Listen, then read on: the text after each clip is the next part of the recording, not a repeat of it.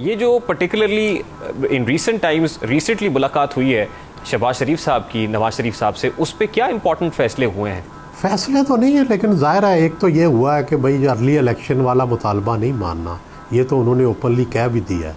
और बाकी मेरा ख्याल है कोई इकनॉमिक फ्रंट पे ज़रूर बात हुई होगी, क्योंकि इसहाक डार साहब भी बैठे थे और उनकी मौजूदगी में ये हो नहीं सकता कि इकानमी पे बात ना हो।